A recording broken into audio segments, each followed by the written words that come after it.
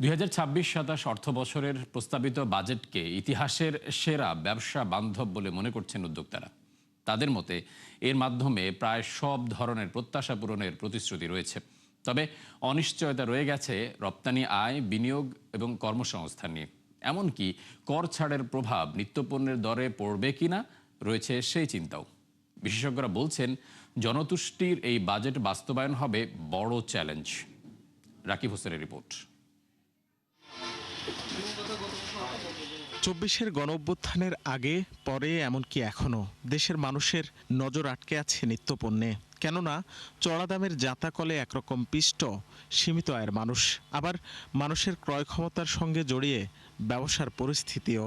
ফলে জন আকাঙ্ক্ষা পূরণে মাছ, মাংস, তেল, চিনি, মশলাসহ ৬০টি নিত্যপণ্যে করহার অর্ধেকে নামানোর প্রস্তাব হয়েছে ২০২৬-২৭ অর্থবছরের বাজেটে। এখন প্রশ্ন হলো, কেবল কর ছাড়ে পণ্যের দাম সাধারণের নাগালে আসবে তো? শুধু ভ্যাট ট্যাক্সে কমালে কিন্তু পণ্যের দাম কমবে না। যদি উৎপাদন খরচ কমে তাহলে কিন্তু পণ্যের দাম কমবে। সিলেক্টিভ হতে হবে, যে সমস্ত পণ্য লোকালি প্রডিউস হয় সেগুলোকে প্রোটেকশন দেওয়ার জন্য ওই শ্রেণীভেদে কিন্তু এই সমস্ত ইম্পোর্ট করা পণ্য ভ্যাট ট্যাক্সের ব্যাপারটা চিন্তা করতে হবে।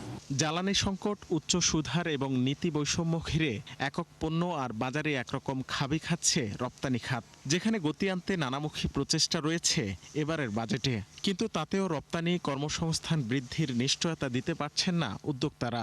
দুশ্চিন্তা আমলাতান্ত্রিক জটিলতা ঘিরে। সার্কুলারগুলো তৈরির সময় এমনভাবে ল্যাঙ্গুয়েজ ইউজ করে যেটা আসলে এই যে সার্কুলারে বা এই যে প্রধানমন্ত্রী বা মন্ত্রীর যে যে সদিচ্ছা, এটা আসলে অঙ্কুরে বিনষ্ট হয়ে যায়। ফলে এই জায়গাগুলোতে আমাদের মনে এখন একটু নজর দিতে হবে যে এটা বাস্তবায়ন যারা করবে, ফিল্ড লেভেলে যারা কর্মকর্তা, তাদের মাইন্ডসেটটা পরিবর্তন করাটা খুবই জরুরি। বিশেষজ্ঞরা বলছেন সামগ্রিকভাবে ব্যবসা বান্ধব বাজেট মনে হলেও বাস্তবায়ন নিয়ে সংশয় রয়েছে, আর সেখানেই সরকারের বড় চ্যালেঞ্জ। মূল বিষয়টা হচ্ছে ব্যবসায়ীদেরকে স্বস্তি দিতে হবে। ব্যবসায়ী মানে শুধুমাত্র যে বড় বড় যারা ব্যবসায়ী রয়েছেন শিল্পপতি তাদের নয়, বরং একেবারে গ্রামে গঞ্জের যারা ক্ষুদ্র মাঝারি উদ্যোক্তা তাদের প্রত্যেকেই স্বস্তির মধ্যে নিয়ে আসতে হবে।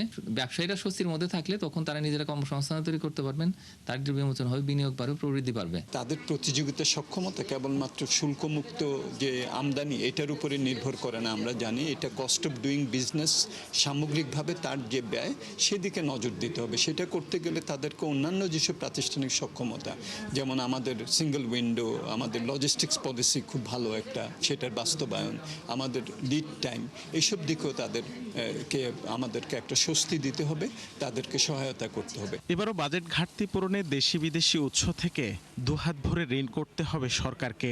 যদিও প্রতিশ্রুতি রয়েছে ব্যাংক ঋণ কমিয়ে বেসরকারি খাতকে সুযোগ দেয়ার। রাকিব হোসেন, ৭১, ঢাকা।